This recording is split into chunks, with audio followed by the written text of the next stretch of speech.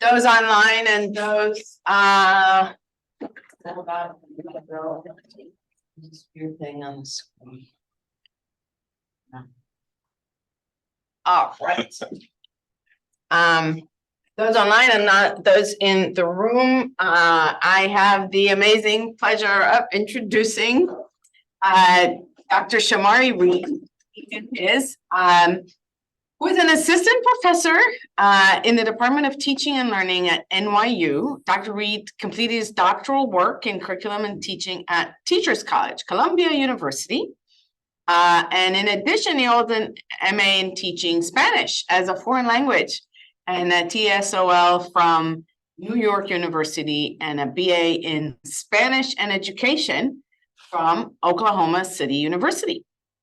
As a scholar, Dr. Reid's work explores how Black, trans, and queer youth and their communities sustain themselves amidst oppression, as well as how we can collaborate with these communities to better transform schools into sites of equitable opportunities for Black LGBTQ+ youth.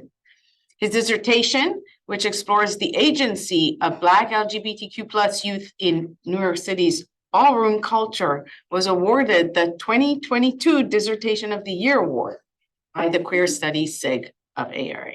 In addition to working with Black LGBTQ+ communities to reimagine schools, Dr. Reid's work examines radical love, and I love that, as a moral imperative in social justice education and as a path towards culturally sustaining school communities.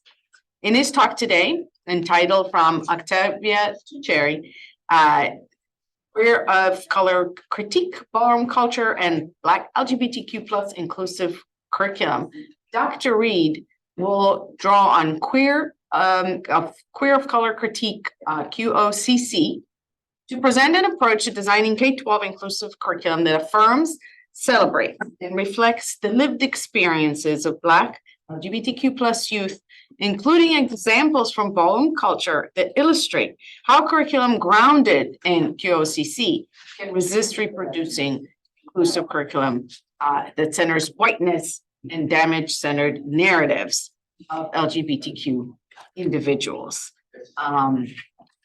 So thank you so much. And without further ado, I am turning it over to you, Dr. Reid. We are all ears. Thank you so much for that beautiful introduction. And thank you all for joining me, those of you who are here virtually or those of you who are in person.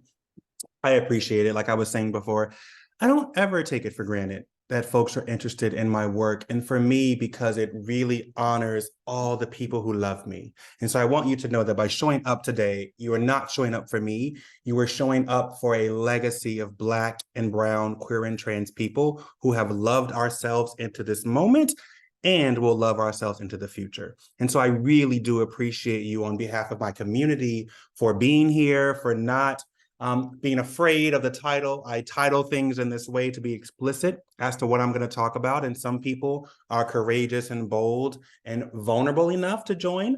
Other people don't, and that's okay. And so I'm so thankful, so grateful that you all chose to come to a talk centering Black LGBTQ people, especially in a world in which we're not always centered in this kind of way.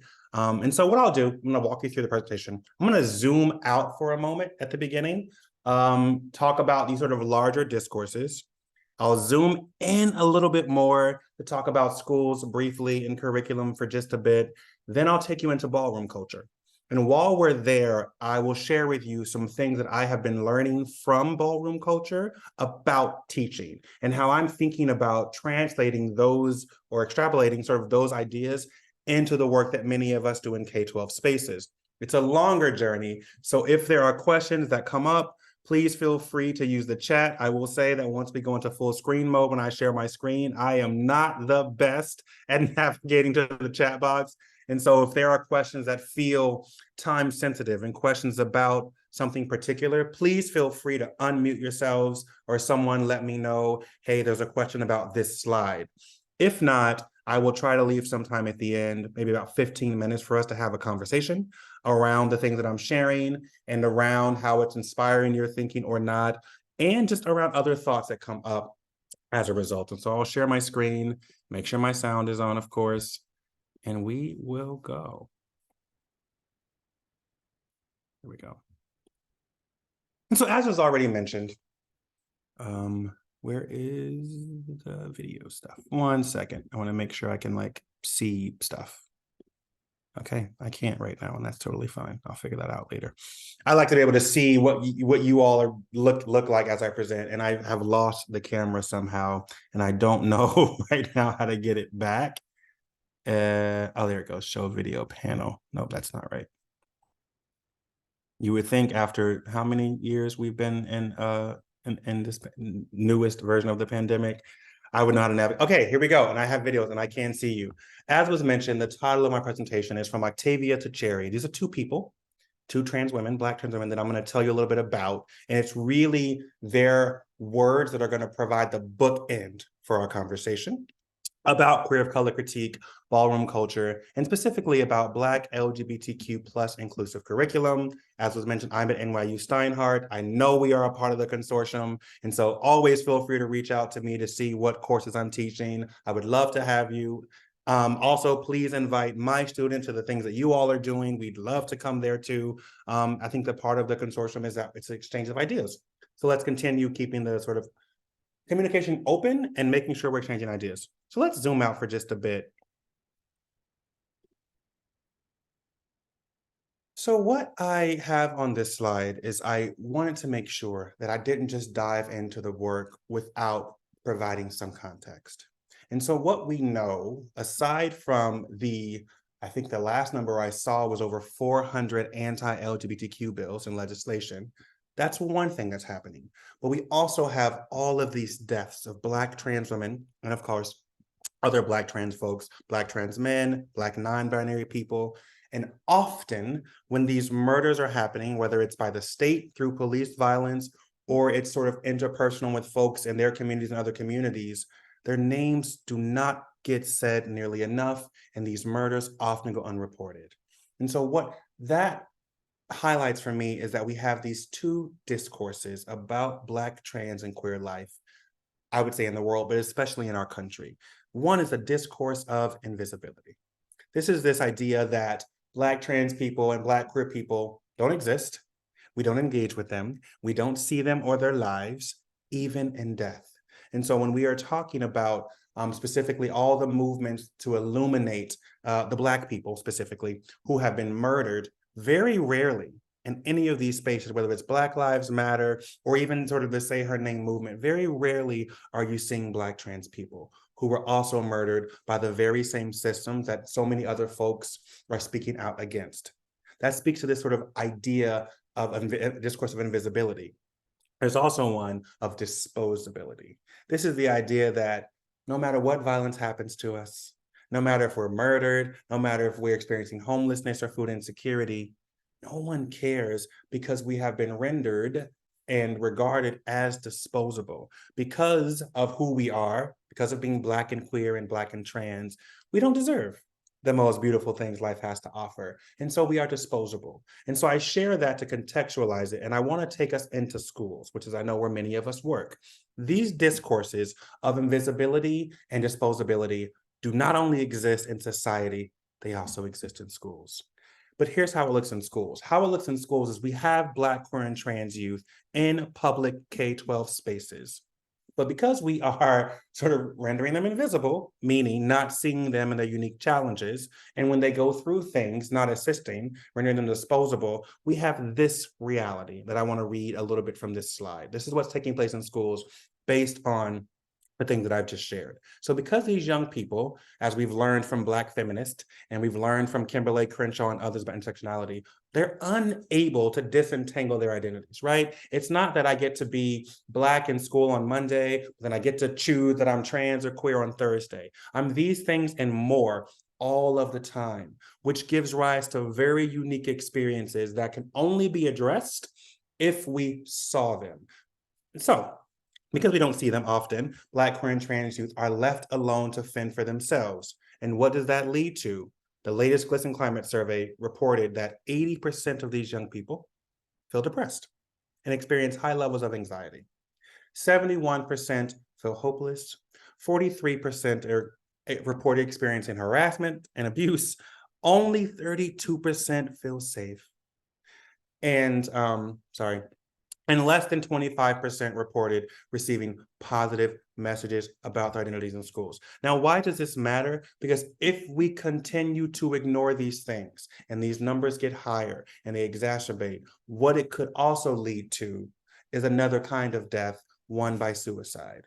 And so I want to take us back to 2019 and share the story of Nigel. And I want to start with how Kamika, who's Nigel's mother, talked about Nigel, saying that Nigel was a sweetheart. He loved everybody. He would help anybody. He was an angel. I just wish people could have seen how special he was when he was still here. And so to remind us, Nigel was the 15-year-old Black gay teen who died by suicide in 2019 after experiencing bullying at schools. What I will add is Kamika and Nigel reported this bullying to teachers and school officials for a very long time, and they were ignored over and over and over again. I want to go back to that idea of invisibility and disposability. And so now you have young Nigel carrying the weight of these things by himself and not getting any kind of support from schools, even though we have these numbers from before about the depression levels are rising, the levels of anxiety are rising, these students feel alone, etc. We haven't as a field yet, I know we will, but as a field yet, we haven't responded. And so they make different choices. And what we also know is that Nigel's cause of death is not unique. Suicide is the second leading cause of death among US teens. When we think about queer and trans youth, they're at a greater risk due to social stigmas, as I have written here, family rejection, bullying, and other things. And these rates are further increased for queer and trans folks of color due to compounding struggles. And so I just share this as our context to say that what I'm going to share today is not only flashy, it's not fun, it's not only entertaining. I am trying to work toward a world in which this is not the reality, a world in which these discourses of disposability and invisibility do not exist, where we can actually engage with Black, queer, and trans people, their lives, their challenges, and collaborate with them to make sure that they are having access to the same resources and rights that everybody else has, because they deserve it, just because they're human.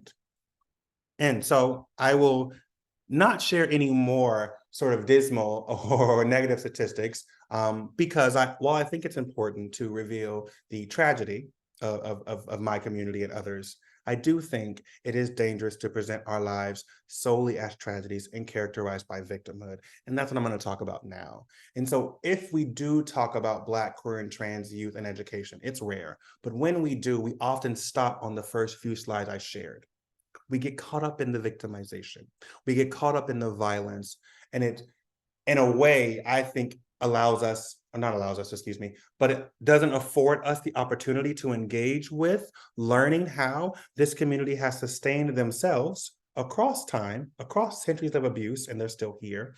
And it doesn't allow us to collaborate with them to think about where to go next. And so I just want to always add that Black, queer, and trans people are world makers. We have agency, and there was a lot we can teach everyone else around what it means to be more human, around what it means to be more compassionate, to be more loving, and to be more kind. And so the theory that's going to ground the work I'm going to share is queer of color critique, which is a theoretical framework that is interdisciplinary and really just invoices many of the things I've shared. So it draws on queer theory, critical race theory, and Black feminist thought to sort of provide an analytic lens to explore the agency, specifically, of queer and trans communities of color. And so what it's, as a theoretical framework, then it moves us beyond only studying and exploring our relationship to power and oppression, but also how we resist and how we work to sustain ourselves. And so that's where my work comes in. So the question that I ask myself daily and in my work is, what becomes possible when we move beyond single identity approaches to justice? By single identity, I mean race only, gender only, sexuality only, class only, indigeneity only, religion only. This is what I'm terming single identity approaches, which I know as a person who is Black and queer and grew up with a certain family structure and a certain class, I know that our lives are more complicated than that. I know that if we continue with a single identity approach, we're going to continue to miss large swaths of students whose lives touch on multiple systems of oppression. And so we have to move beyond that. I also ask, what becomes possible when we move beyond these victimizing narratives of communities? I think about Black, queer, and trans communities, but I think this could be said about all communities. All communities who have experienced oppression have so much to teach us. And so then what can we learn from their agency and their world making and our efforts to reimagine schools? If we are serious about that, and we really do want to reimagine schools, we need to look to models. And I think some of our best models are the communities and spaces that, to survive, have already had to reimagine their worlds. One is Ballroom. And so this is Octavia St. Laurent. This is a pioneer in ballroom culture who unfortunately is no longer with us, but I want to start the sort of ballroom talk of our presentation with her to honor her legacy and to honor just how important she was to the community. And I think her words speak to the ethos of ballroom and speak to sort of why it exists. This is Octavia St. Laurent. What goes on in this world is for me too, honey. And they have to understand that. I have a right to be here just like everybody else. This world is for me too. And so how do we get to ballroom? Because a group of people, Black trans women, believed that. They believed, and they still believe, that they have a right to be here just like everybody else. This world is what goes. And so they created this space that nurtured and sustained them across time. And when I was talking to an icon in the ballroom scene just about my work, she stopped me just to remind me how important it was for her as a Black trans girl. And she said this to me, Shamari, do you know what ballroom does for young Black trans girls coming up? If it was not for ballroom, I would have already killed myself. And I shared this quote to juxtapose it against the things I shared earlier from Nigel and the stats we had from GLSEN. Ballroom is saving lives. Ballroom is doing the work that we believe schools should be doing. That is why I spend my time in ballroom culture. Not because it's fun and because my friends are there, because I actually believe that the kind of life-saving work they are doing, we can learn from. That's only possible when we move beyond single identity, when we move beyond victimizing narratives. Just a quick history of ballroom. A lot of people will start the conversation of ballroom culture at Madonna and Paris is Burning. And that's very dangerous because what's happening then is you're reducing an entire culture created by Black and brown, queer, and trans people to white women. And so I want to take us back to 1884 to, we're in Harlem, New York now, and we had this Hamilton Lodge. And to celebrate its founding, right, and when they was established as a lodge, they decided to throw a ball. Not the ball we think of today, but like a traditional ball with perhaps dance. And they thought it would be interesting and a little off-center to have a Black drag queen pageant, because at that time, drag queen pageants were becoming all the rave. Now, they did not anticipate that this would be a big deal or that it would become popular. It was just a thing to do to set them apart from everybody else. Well, what happened is it became incredibly popular. And so by the 1920s, now we're in the Harlem Renaissance, this ball had grown so popular that the lines to get in were wrapped around the block. And every year they turned away thousands of people.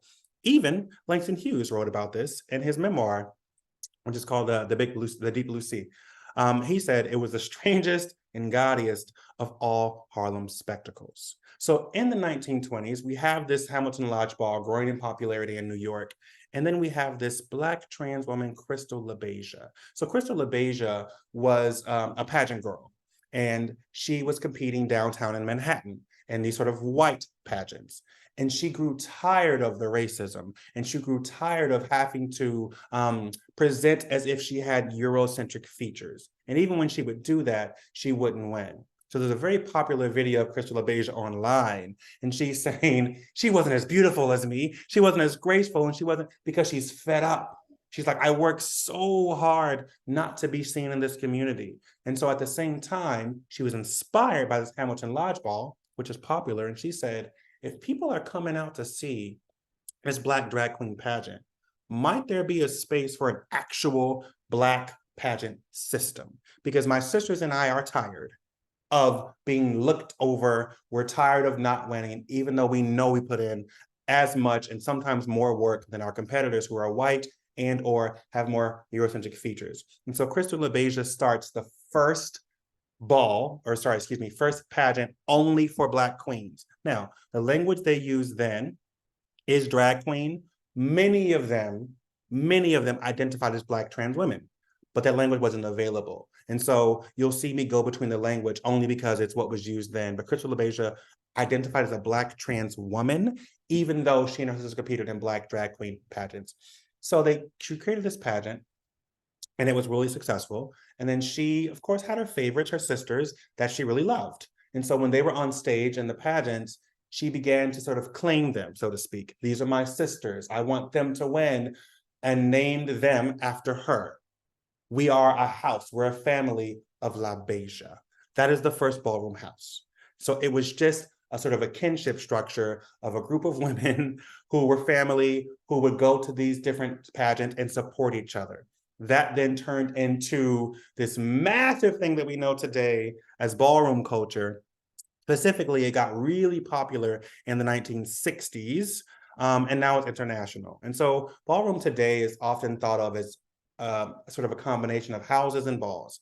Houses, as I shared before, were just families. They've really morphed into these sort of social, sometimes literal, houses.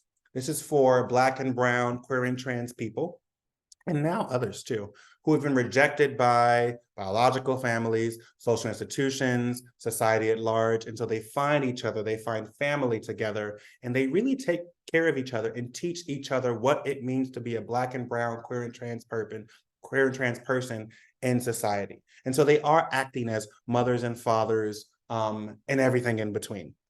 These families or houses compete against each other in balls.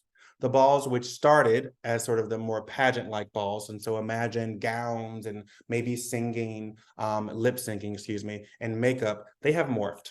These balls now are not only beauty competitions, they have performance categories. Now we have Vogue.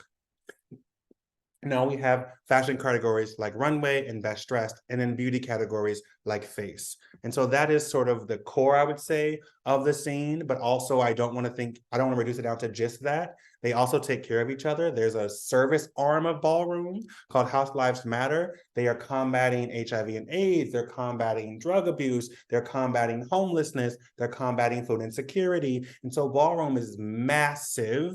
It is a culture, and it is sort of connected communities of people who have decided that they have a right to be here and they're not going to wait on any state or any nation. They will take care of themselves. And so it's hard to talk about ballroom in this way with words because so much of it is a feeling. And so I'm going to show you a clip to bring you into ballroom. And then while we're there, I'll talk about the specific research I have done and how I'm sort of translating that back to our field of teaching and learning and curriculum and teaching.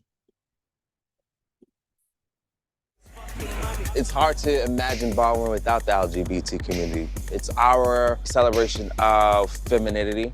It builds our character. It's our way to express ourselves with competing without feeling judged for who we are. It's our own personal haven.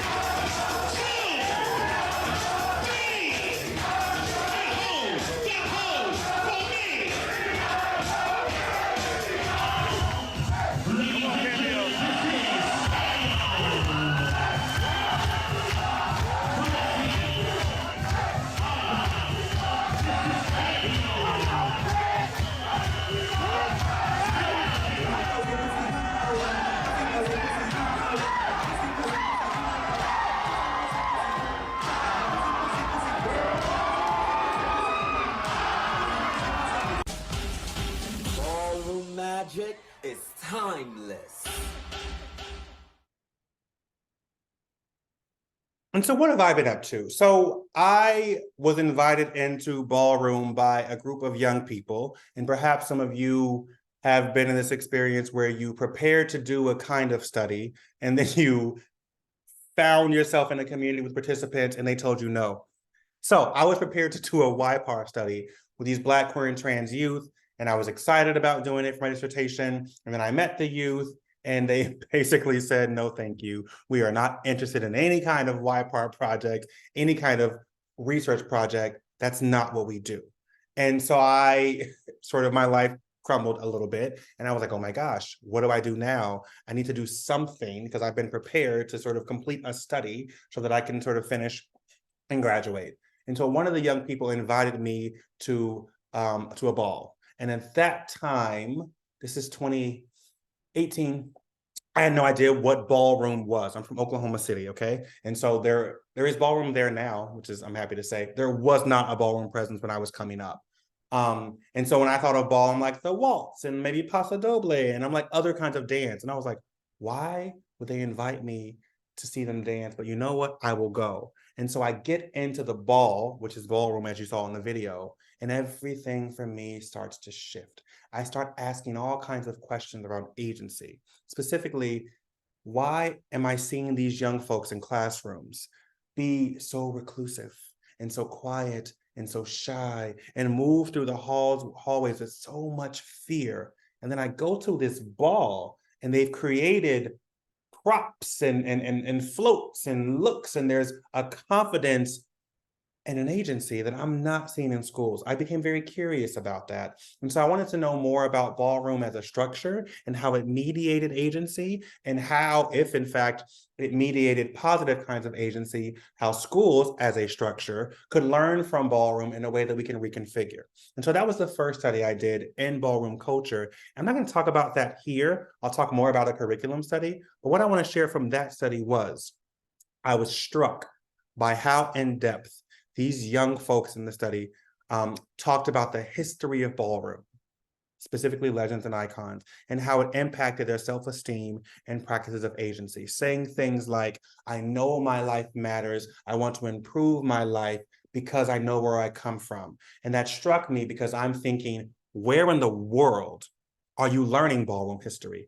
Last time I checked, I don't know if any schools are teaching Ballroom history. I don't know how great of a job we do at teaching Black, queer, and trans history. And so how does knowing this history affect their agency? Where are they getting the history? And I had done a study on agency. And so I was not thinking specifically about pedagogy or curriculum. I was thinking about practices and manifestations of agency. So I went back to my data and I said, what did I miss? Because I was so attuned to these certain kinds of agentive practices. Did I miss curriculum building? Did I miss pedagogy?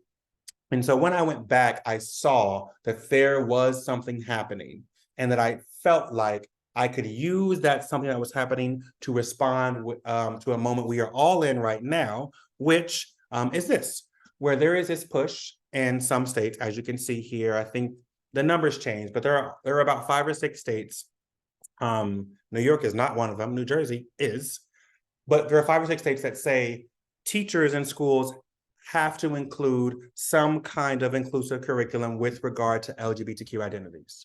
However, the legislation often stops there. So states say, do it, teachers. Make sure that they are doing it, school administration and superintendents, but they can do it however.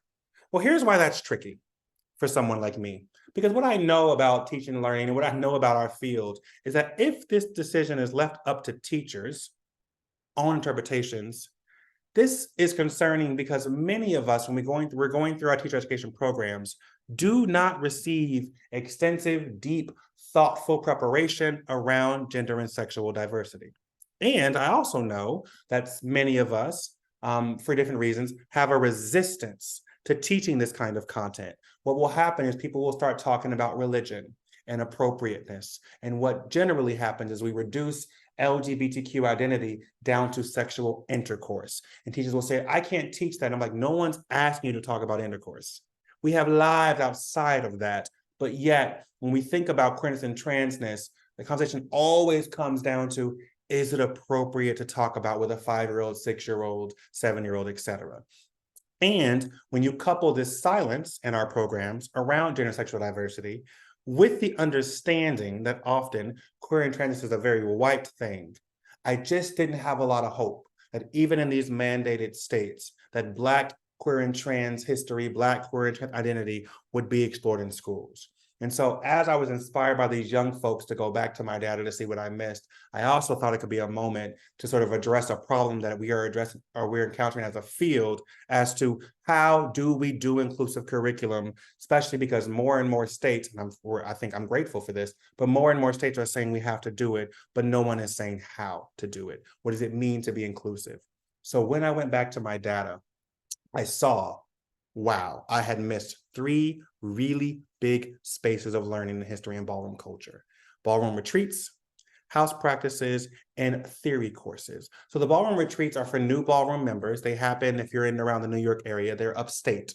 And you go for like a week with other new folks to ballroom, and it's like history lessons. You learn a lot of stuff. And of course, you also learn more about your category. So if you walk runway or you Vogue or you walk face, et cetera, you learn you get better at your category, but you do learn history. House practices happen weekly. This is where house parents or house overseers or some senior person in the house runs a practice in which you come and practice your thing. You practice every single week. There's also a lot of history being taught because one way that they choose to teach is through analyzing all of the ballroom folks who have come before. And so that was a place where young folks were getting their history.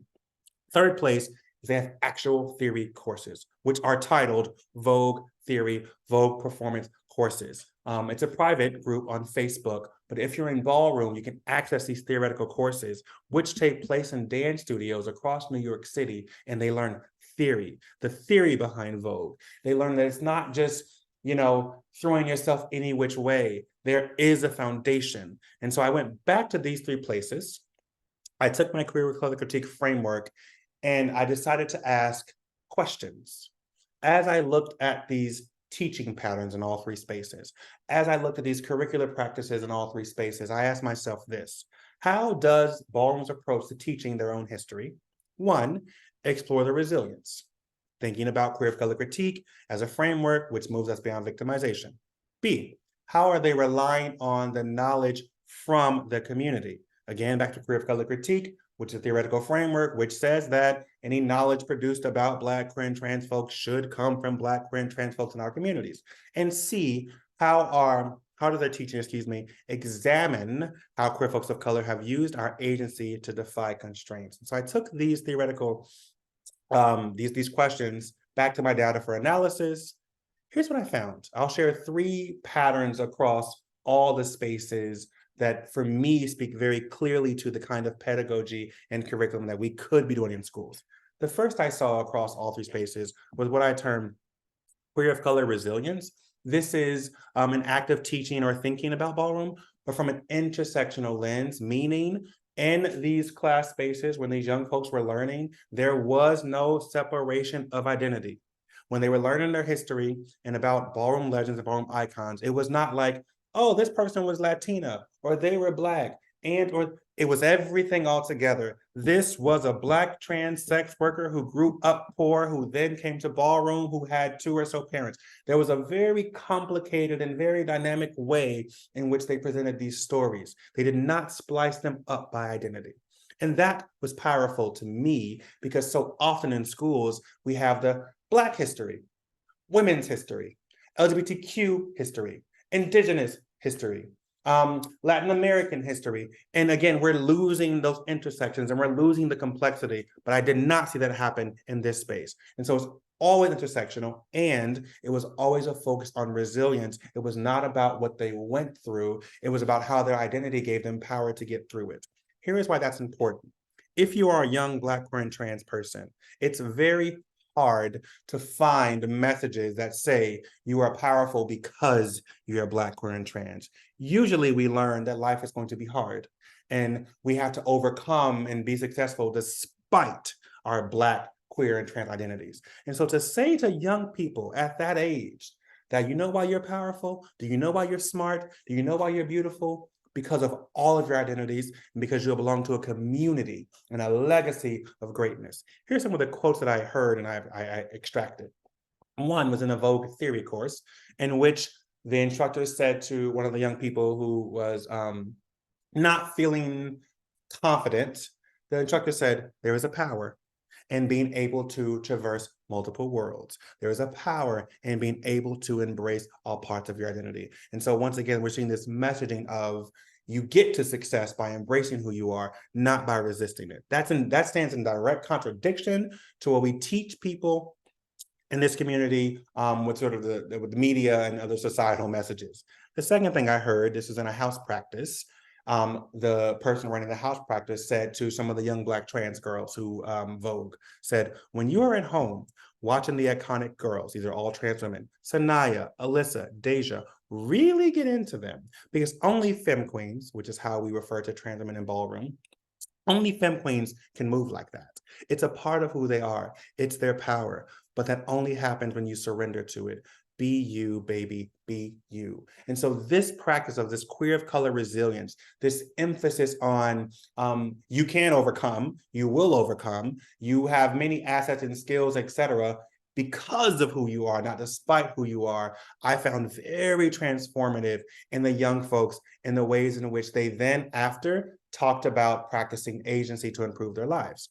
Second pattern I saw across all the spaces was the use of local interhistorians, which I sort of use to talk about this idea that all of the people who were invited to do guest lectures, if you will, or to guest teach any of the courses were always from within Ballroom.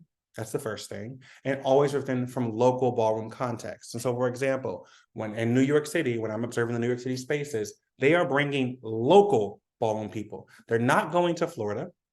They're not going to California, and never did they once say, hey, let's call this scholar who wrote a book on. No, they don't do that. They believe in the sort of power and the knowledge that exists within community. Why is that important? Because as a Black, queer, and trans young person, to see somebody look like you up there being positioned as an expert is powerful, because it counters all the messages we hear about we don't know anything, we don't have any expertise, we don't have any skills. Our lives are going to just be those characterized by HIV and AIDS and other sort of catastrophic events that ultimately kill us. But we have nothing to give back, nothing to contribute.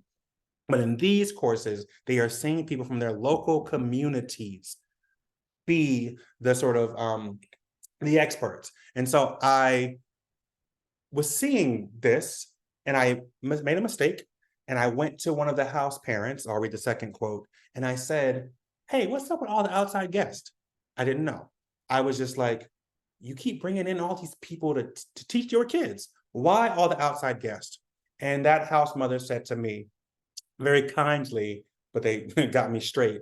They set me straight. Those were not outside guests, baby. They're from within the community. And I knew they would be the only ones to let these young folks know who they are, where they come from, and who they can be. I then was talking to the person who runs the Ballroom retreats about this. And I was like, hey, I'm seeing a pattern with these other local Ballroom folks coming in all the time, every class session to co-teach. And this person said to me, you got it. I like to think of it as the organic intellectual.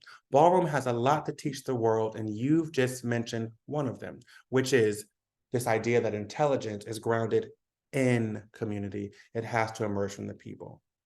The last thing I'll share before I pivot over to what I think this could mean for education is this digital resistance of queer of color erasure.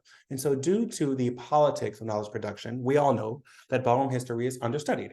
And so it's hard, not impossible, but it's hard to find histories of Ballroom, books about Ballroom, in more traditional library spaces. The community is very aware of this, and they created digital archives that exist on Facebook, on Twitter, and on YouTube, meaning they have recognized that people outside of Ballroom are not interested in documenting their stories, so they document them themselves using the tools available to them, and they make a conscious decision to put this history on social media Why? Because that's where the young folks are.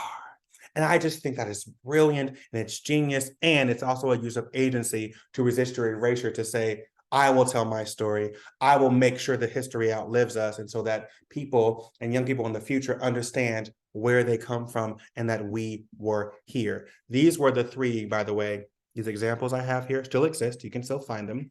Humans of Ballroom, Noel de Leon is an archivist, and Ballroom Throwback. These all exist. And I highlight these examples because they were the ones that I saw most used. And so imagine that these are sort of resources in text. You know, in teaching, we teach with books sometimes or other resources. These were the resources being used in all three spaces. And so what does any of this mean for the work that we do, specifically as we think about what does it mean to do inclusive curriculum in a state that mandates it? Here's what I'm thinking. I'm thinking about this idea that we could take these ballroom practices and think about what they might mean for the curriculum that we create in schools that has a goal of being inclusive, and making sure that in being inclusive, we are not centering only white, queer, and trans people. So if you think about this queer of color resilience, a possibility for me is that the school curriculum, let's say you're a ninth grade teacher and you are striving to be inclusive, to making sure that your curriculum, when you select it and when you put it together and design it, is intersectional. That's the first thing. Making sure that you are not teaching stories and people as having only sort of one identity that matters. And you're making sure to think about the intersections and the complexities of our lives. That's the first. And making sure that when you tell these stories or share these stories or teach through these stories or this history, that you are moving beyond the tropes often associated with Black, queer, and trans life, to center our genius, our resilience, and noting our identities as sources of power. And so a question that I've been sharing with educators when we're working with them to create these sort of lesson plans and curriculum is just asking very simply, does the curriculum tell stories to and about Black LGBTQ youth that center their genius, their agency, and their resilience? And so constantly reflecting on that as you're preparing the curriculum. And I'll give you an example of what all this looks like in just a bit. The second, and the idea of local interest historians, is I believe then it is an invitation for educators, those of us who are in schools, to collaborate with local members of these students' communities to design the curriculum, and inviting them to interact frequently with members of their own community.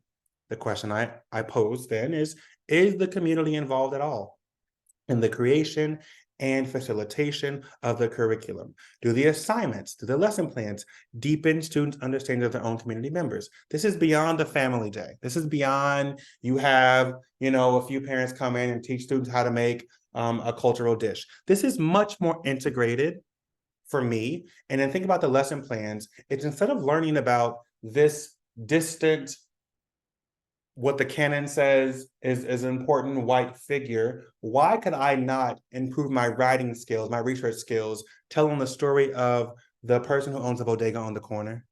If it's just about skills and it's just about my ability to sort of research and present a narrative and make an argument and et cetera, why can't I do that about and with people in my own community? Why do I always have to improve my skills by learning about other people in other communities? And what does that say to me about the value of my community? The last thing I'll share is making sure that the lesson plans, the curricula, uses these digital archives that community has created. Very simply, using their content that they created to tell their own stories. And so the question here is, does the curriculum feature digital content created by Black, queer, and trans youth in their communities? And so I want to share one example, a book that a lot of people are using right now in inclusive classrooms is Julian is a Mermaid. It's a wonderful book. And the objectives often are around exploring personal expression, embracing difference in the classroom community, highlighting caring adults who affirm a child's expression and dreams. Here are some standards that people often hit when they're doing this. You can find ones that work for you. My thinking is, this is a wonderful start. How can we use these 3 ballroom notations to expand it? Here's the expansion. And so when you're teaching a book like Julian's a Mermaid, what about making sure that students learn that there are stories like Julian's, who's the character of the book, outside of books? We are not just fictional. We exist in real life. And so use Julian to start a conversation and then introduce a real life mermaid Crystal LaBeija, who was part of the drag scene in ballroom to the 1960s and created the first ballroom house. And you focus on her resilience and her creativity as she ushered in the contemporary ballroom scene. And if you're in New York City doing this, you have students learning someone local. They're learning local history. And so this is one way that we could do this. And we don't just leave it in the book and leave it with the mermaids and leave it with the beautiful illustrations in this book. We're connecting back to real life. Second, inviting a member of a student's community to engage with this idea of gender expression and what it means to care for a child's expression and dreams. A big part of this book is Julian's abuela, who is affirming and caring. We have real life examples of that, and it's important to highlight those too, and not only the stories of being kicked out. There are elders. We do have people in our communities who care for us and help sustain us.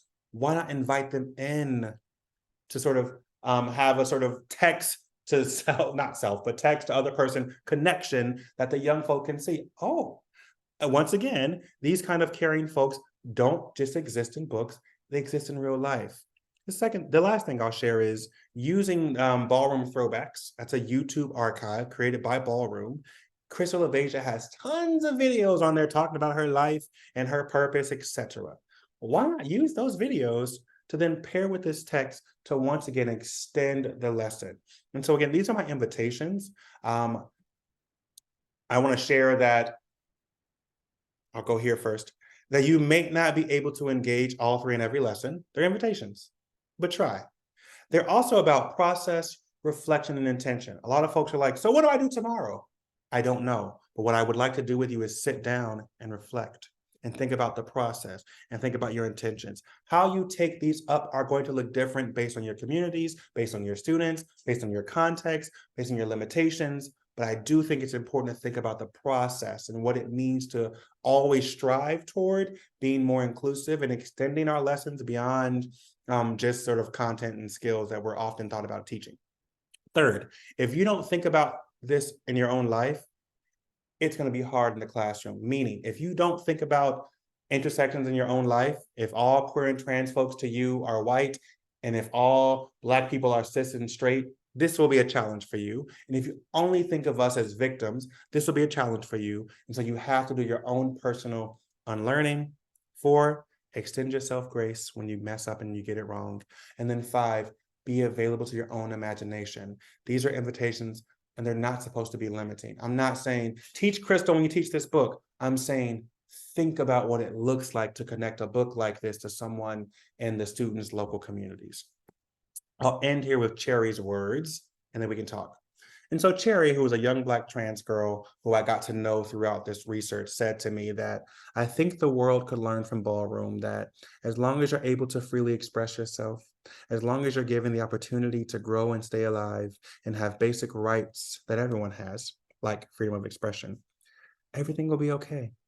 If we all had that in spaces, the world would be so much more loving. The world would be so much more accepting, and the world would be more understanding. It would be more human. Yeah, the world would be more human. And so thank you so, so much for your attention and for your presence. Now let's talk for the time that we have left.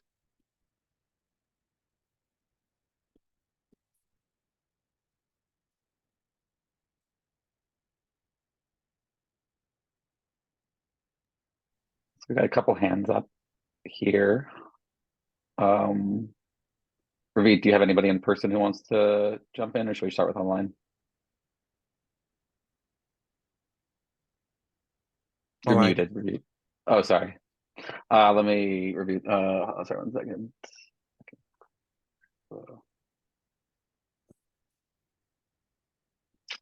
Oh, I can't unmute the lecture hall. I can only mute it. You're gonna have to unmute it.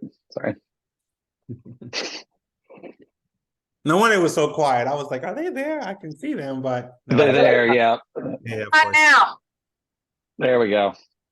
Okay, thank you so much, Dr. Reid. This was amazing, introducing us to the beautiful and liberating and loving world of ballroom.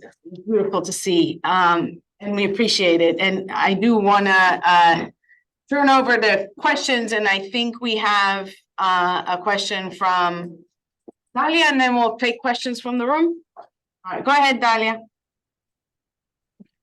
Hi, Dr. Reid. That was a great talk that you gave. So I guess I wanted to start off by saying that this question is not particularly connected to your research, but I guess it's more about like the Black identity. I can't speak from personal experience, but I do have a lot of, like, for example, Sudanese friends and family members.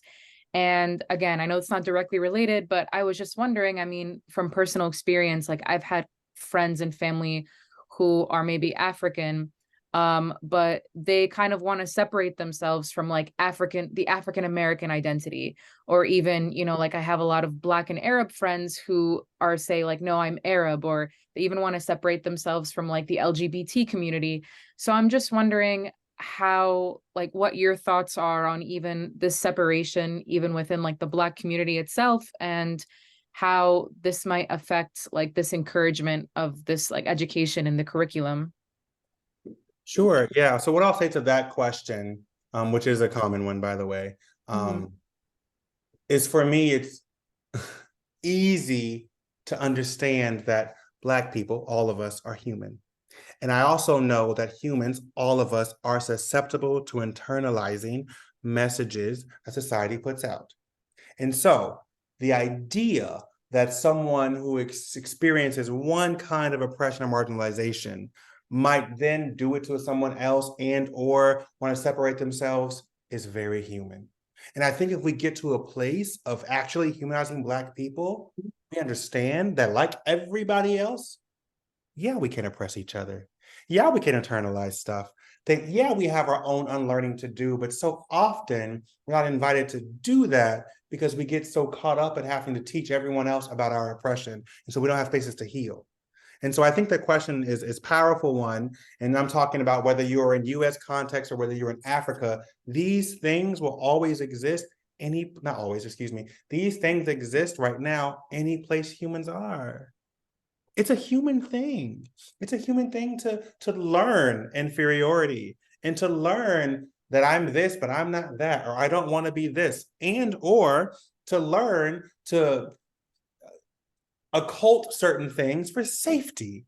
Perhaps it's just not safe for me to share or invite the world into my queer trans identity. I get it. I totally get it. That's a human thing. And I think the one way to think through it, I don't know what the solution is, I think it'll take all of us, but one way to think through it is to actually humanize Black people and actually give us the same grace and the same space that all humans deserve, which is one of where we can be complex, one where we can be contradictory, one where we can experience a kind of violence on one hand and then do it to someone else. Yes, yes, yes, all those things. And so that's what I would share to you, and I would share with the folks in your life who you shared about, is allow ourselves to be human.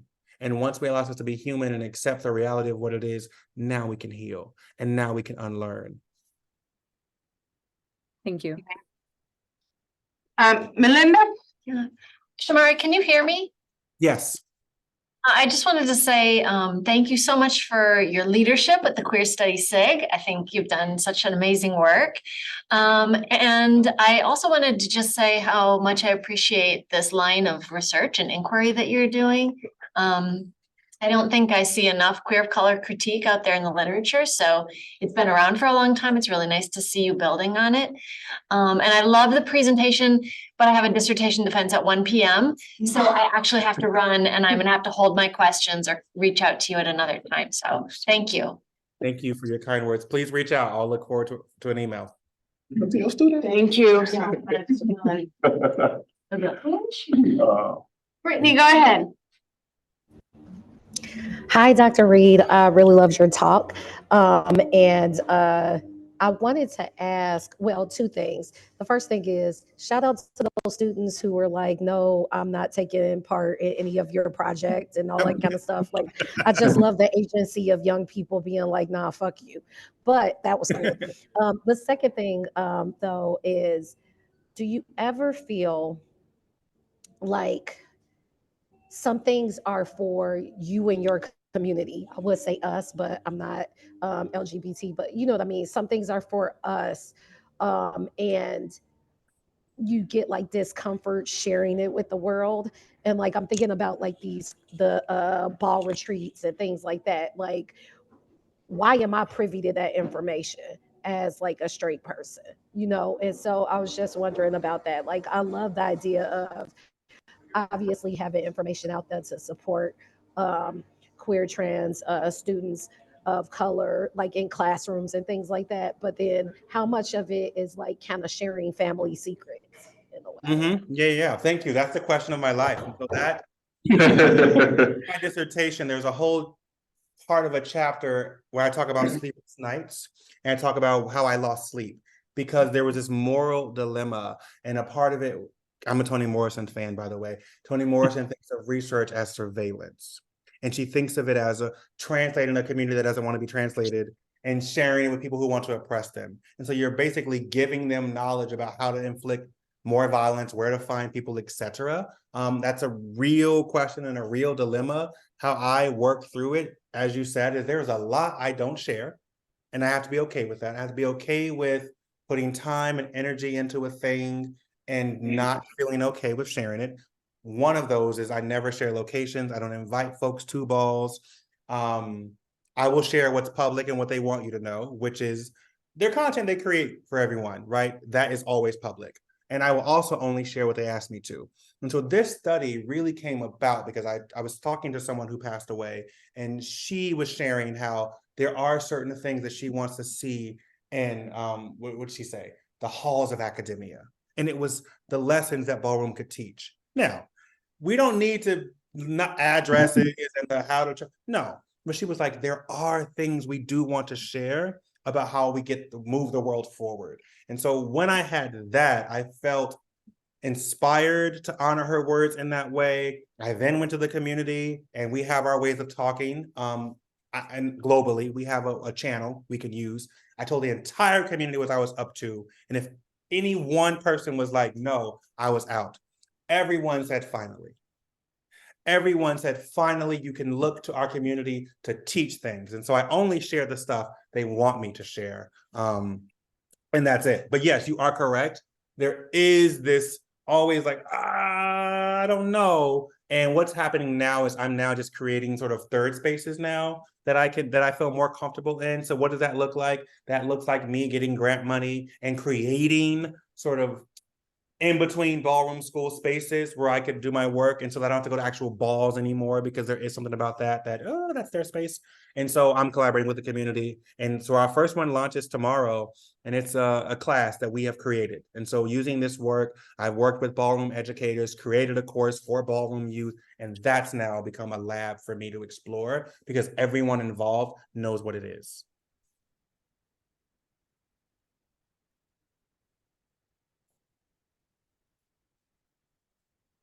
Go ahead. Okay. I'm gonna try to be brief. I know we're at time, but first of all, Dr. Reid, thank you so much for your presentation. I have some comments I just want to say. I really want to run you your flowers for being out loud with the support of the community, especially when it comes to, you know, our LGBTQ and trans folks. All forms of support are great, but the out loud kind is needed and sometimes like really infrequent. And so thinking about what you shared around ballroom space, I'm thinking of ideas around counter spaces and how ballroom is a counter space. It was born out of the rejection and the exclusion that Black, queer, and trans folks were experiencing at the hands of even queer white people. And then now we're seeing ballroom become more and more diverse, and ballroom is being asked to open up in a way that nurtures and protects people that may not be Black, that may not be trans, that may not even be read as queer, which is a facet of privilege there. And so how are we able, or are we able to, or how are we engaging the tension that exists there when we want to honor and respect and let a counter space function as optimally as possible, but then understanding that there is this ask of the space to become more and more diverse? Is there something that is lost in that translation. I guess going back to Brittany's question of how much of this needs to be gatekept. Especially when we're thinking about ideas of, you're talking about erasure. And so if we let dominant groups, eventually take over space, then that can be a form of erasure. How can we prevent that, but then also be in community with people that may not look like us all the time, but share these areas of identity and experience? Sure. So 2 answers. The first is email me, because I have been thinking about not only the idea of counter spaces, but I've been thinking about Ballroom as a hush harbor, right? The hush harbor that were created in slavery outside the white gaze. Think about beauty shops, think about HBCUs, think about Black churches. Ballroom is just another hush harbor. And the hush harbors become more and more and more evolved as Black people just become clear that we need refuge for not only racial oppression, but sometimes you need just the girls. So now you have kitchen tables, you have beauty shops. Sometimes you want just your boys. So you got barbershops. Sometimes you just want people who express their love for God in the way you do. We have Black churches. Ballroom is a space for, I'm Black, I'm queer, I'm trans, and I'm a sex worker, and I grew up in poverty.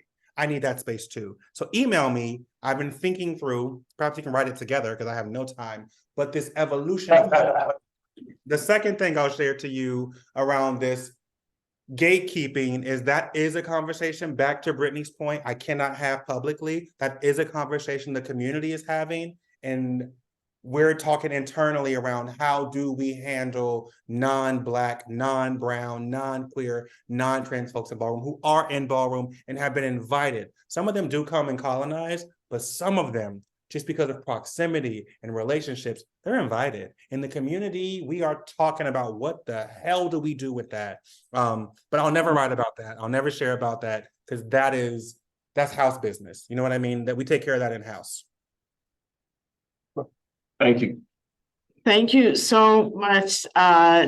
This has been wonderful. The Q&A has been really interesting. A lot of things that I've been thinking about as well, in terms of, as a cis, straight woman, white woman, also thinking about what stories am I allowed to tell, right? And in thinking about how do we teach some of these things. On the one hand, there's a call here, use these materials and teach them, but there's also a bit of hesitant. These are not, my stories to tell, and how do I tell them in ways that not only engender respect and understanding and love, but don't run the risk of someone misinterpreting. And I think that that's an important point as well, and I appreciate it so much. So thank you. Thank you very much for being with us last. We loved it. Next week, I think we have Doug Larkin, if I'm not mistaken, who will be coming and talking about I think teacher education and some of the work that Claire has been doing around teacher education and equity and justice as well. So thank you so much. We'll see you all next week. Have a wonderful rest of your week. Bye. And I put my email in the chat for everyone. Yes. I'm also right across the water, so we could literally meet up. Like, I'm so close. Bye. Thank you so much.